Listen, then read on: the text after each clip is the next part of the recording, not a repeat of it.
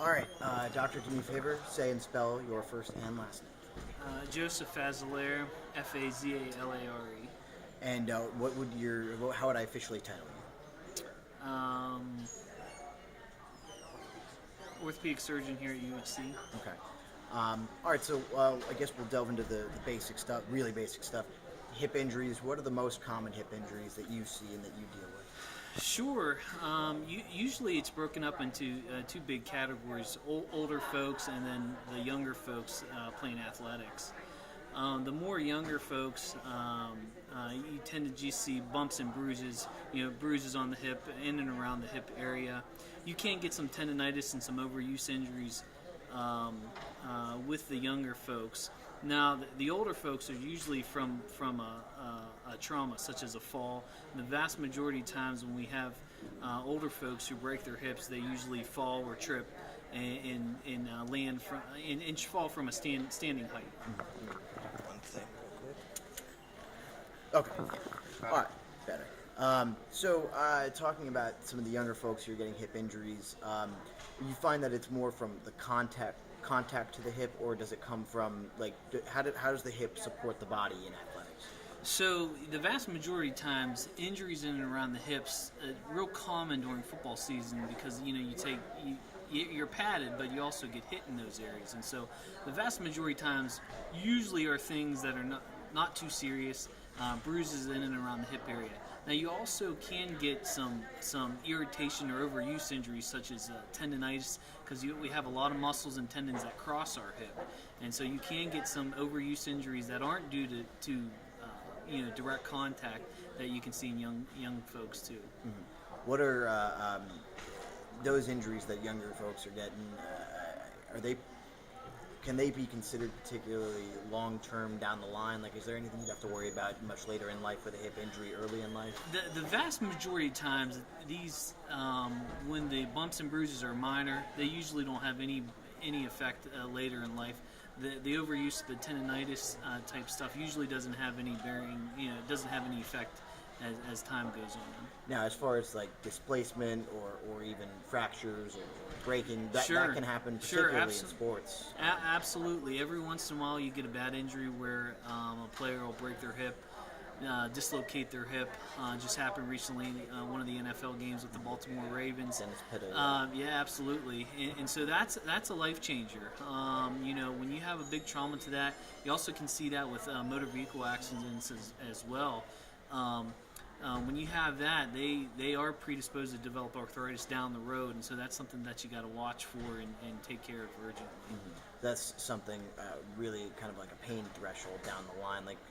Arthritis is mostly pain related, right? Sure, pain and disability. When you have pain, you can't get around real well, and so when you can't get around real well, that affects your life and affects what you can do on a daily basis. But for sticking with the younger side athletes and such, how difficult is it when they do have an injury like that, one of the more severe hip injuries? What's the rehab process? Is it surgery? Is it just merely putting the hip back in place?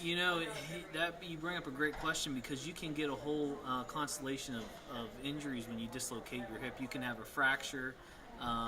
Sometimes you don't have a fracture, and the biggest thing is that you need to get the hip back into joint quickly, because what can happen is that the hip has blood supply like everything else in the body.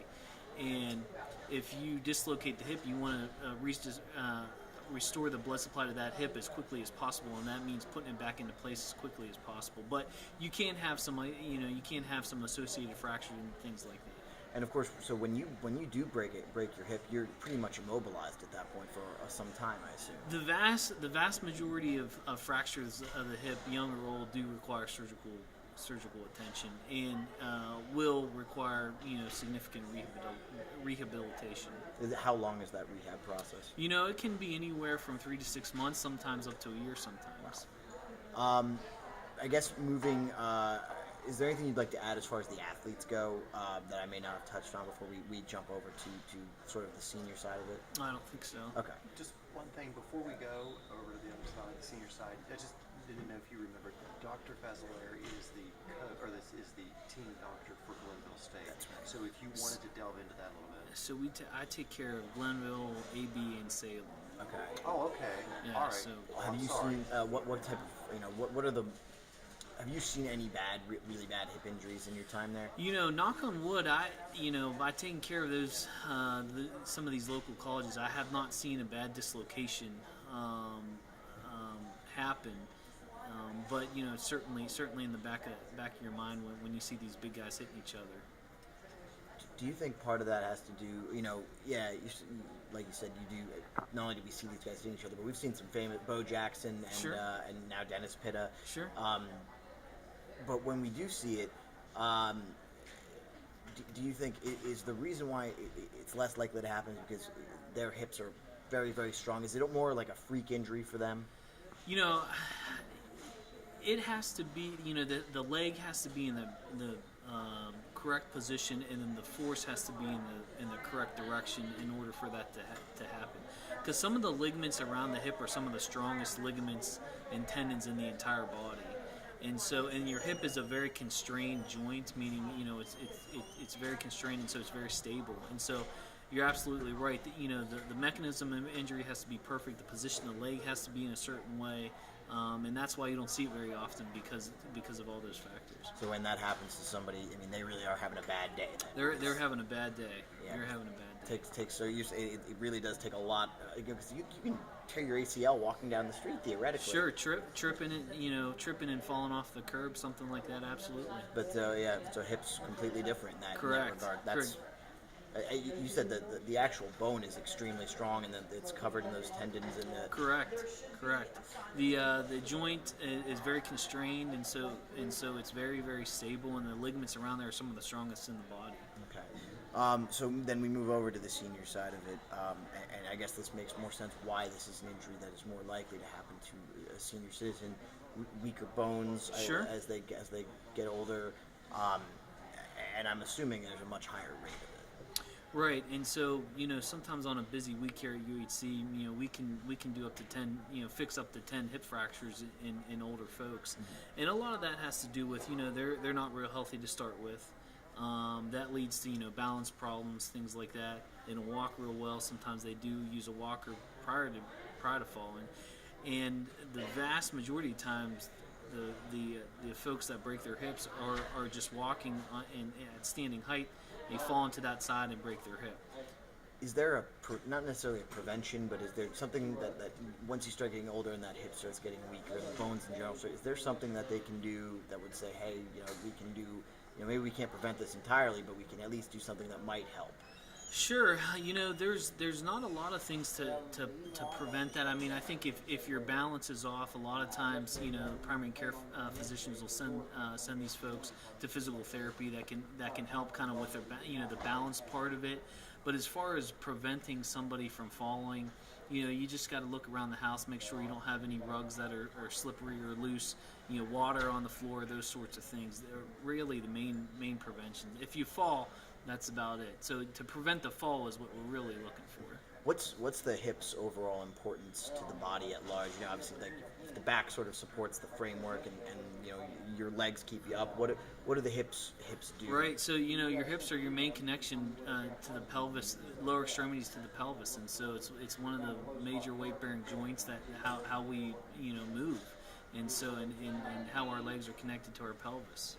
How do you think would humans be significantly different with if that hip were different? Like, I guess if it were weaker or if it weren't. I'm just trying to get a good sense of the hip's true purpose. You said it connects the legs to the pelvis. What does that allow in layman's? Well, basically, it helps us to walk. If there are some certain congenital conditions where people don't have very well formed hips and they don't walk real well, and then they have pain, and then down the road they end up in wheelchairs and those sorts of things. So it's all about ambulation and getting around. Okay. So when you're talking about treating someone who's older and who's broken their hip, what can their timetable look like? And is it true a lot of people struggle? I mean, they may not live as long after they break their hip. Correct. There, the statistics are not in their favor, to be honest with you. Usually, I'll tell people that once you break your hip and you get fixed, you usually take one step down as far as independence goes. And so, if you were doing real well, going to the store, and living independently before, maybe you take one step down. Maybe you're not as mobile. Maybe you can get around and drive a little bit, but not as much as you were before. The folks that weren't walking good at all beforehand, they don't do as well. And so it's usually how well you were doing beforehand is how well the vast majority of times you're going to do afterwards. Okay, so then just to clarify, so for a young person, a broken hip or fractured hip, it's not a death sentence, but it is obviously in this case, it could be a career ender. Usually is, right? Very serious. It's a very serious injury, especially young folks, especially football players, because it's all about what happens to the hip afterwards. Because that hip is predisposed to developing arthritis and degeneration down the road. Are there any sports? I mean, is it more likely you'll see it in football than anything else because of the nature? I mean, you will see a lot of, I guess, helmet to hip contact. Right. So is it more likely that football is really the sport where it happens, or have you seen other sports where hip injuries? I think as far as young athletes and hip dislocations or bad hip injuries, football is certainly top one or two. Any kind of contact sport, you're going to see bad hip injuries. But football, is probably the one that we know the most as far as the bad contact and bad hip injuries. Do you have any concerns about children, like younger children, let's say, playing football because of possible hip injuries? I mean, is that something they need to be worried about? I mean, I know all injuries you should be worried about in some way, but what about the hips? Sure, young kids and hip injuries, I wouldn't worry too much more about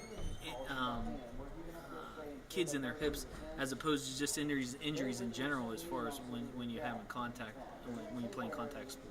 Okay, what would you say is the single most important thing that people should realize, though, about hip injuries?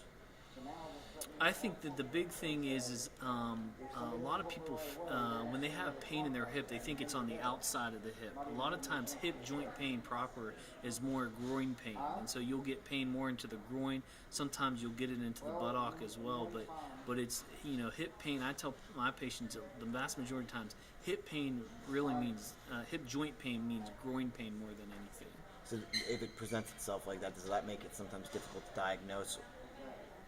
You just got to put everything together. You got to put the history together. You got to put the physical exam together as well as the imaging together. So it's like a puzzle. You got to put everything together. All right. Is there anything you'd like to add? I think that's it. Okay. Thank you. So you're off the hot seat.